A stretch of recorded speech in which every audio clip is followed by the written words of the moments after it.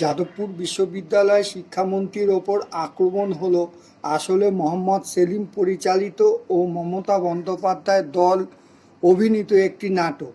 আর কি বললেন অগ্নিমিত্রা পাল, দেখুন।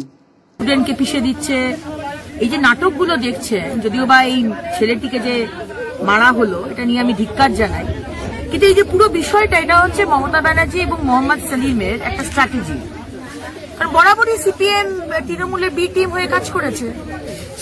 আজকে তৃণমূল বামফ্রন্ট সরকারকে পরাস্ত করে আসার পরে বামফ্রন্টের যে অত্যাচার, একটা কমিশনেরও রিপোর্ট আজ অব্দি বেরোয়নি। মুখ্যমন্ত্রী তাদেরকে বাঁচাবার চেষ্টা করেছেন। আজকে আমি যদি আনোয়ার শাহ রোডে যাদবপুরে যদি যাদবপুর থানার সামনে আন্দোলন করি, আমাকে 10টা কেস দেবে। কালকে কেস হয়েছে ওদের আগেনস্টে, আর কাল থেকে উচ্চ মাধ্যমিক পরীক্ষা শুরু হয়েছে। সুতরাং এখানে আরজি করে কিছুটা অক্সিজেন পেয়েছিল এই বাম। এখন এই বাংলাদেশে হিন্দুদের ওপর অত্যাচার দেখে পশ্চিমবঙ্গের হিন্দুরা একজোট হচ্ছে, ভারতবর্ষের হিন্দুরা একজোট হচ্ছে, কুম্ভমেলা 56 কোটি হিন্দু গেছে, একজোট হচ্ছে।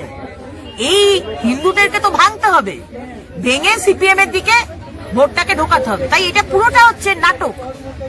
এই নাটকটা দৃষ্টি ঘোরানোর জন্য মুখ্যমন্ত্রী মমতা বন্দ্যোপাধ্যায় আর মোহাম্মদ সেলিম, এই নাটকটা বেশিদিন চলবে না, কারণ বাংলার মানুষ বুঝে গেছে। আপনাদের সেটিং এর বাংলার মানুষ বুঝে গেছে। আমাদের ভিডিও ভালো লাগলে লাইক ও শেয়ার করুন, কমেন্ট সেকশনে গিয়ে জানান আপনাদের মতামত। আরো ভিডিও পেতে চ্যানেলকে সাবস্ক্রাইব করুন। প্রতি মুহূর্তে খবরের আপডেট পেতে প্রেস করুন বেল আইকন।